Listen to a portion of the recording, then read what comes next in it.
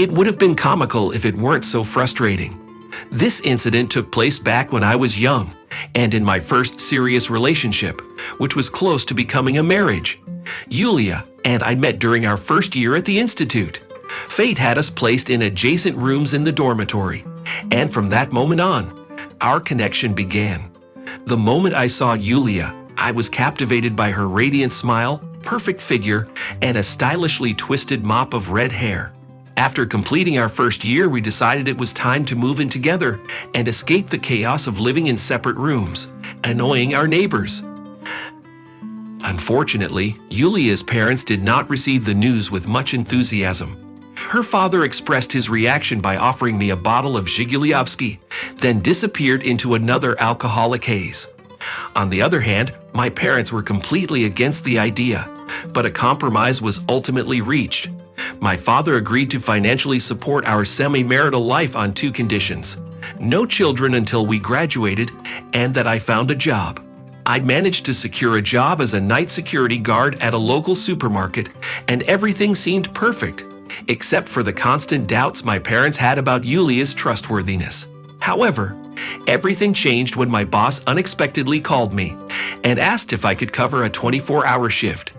Upon hearing that I would be gone for an entire day, Yulia decided to visit her parents' house a day early, taking advantage of the weekend. Little did she know, my shift ended earlier than expected, and I was thrilled to have the opportunity to go home and get some much-needed rest. Fatigued from a challenging shift, I failed to notice Yulia's travel bag in the hallway. It wasn't until around 2 in the morning, when I was rudely awakened by loud music coming from a car parked in our yard, that I noticed her absence. Despite my exhaustion, I quickly found myself standing outside, near a tinted vehicle, trying to figure out what had happened. As the music continued to play, I noticed that the driver's seat was vacant, but the back seat was clearly in motion. I tapped lightly on the window, but there was no response.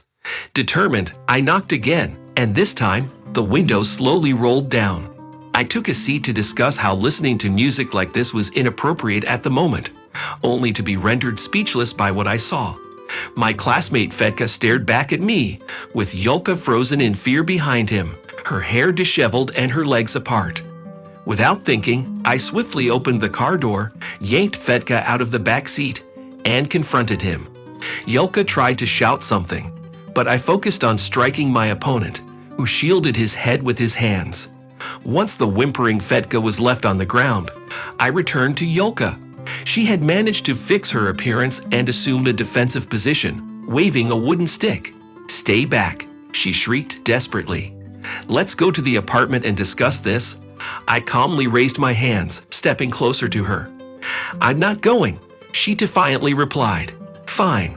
I effortlessly overpowered her resistance, hoisted her onto my shoulder, and carried her home. I dropped her like a sack of potatoes in the hallway and made my way to the kitchen. A few minutes later, we were seated across from each other. "You've misunderstood everything," Yulka exhaled, attempting to justify her infidelity. "We were having a barbecue with the group, you remember, and you called me." I didn't want to go. Fetka offered to drive me home, and she fell silent. We had a few drinks, and somehow he started making advances.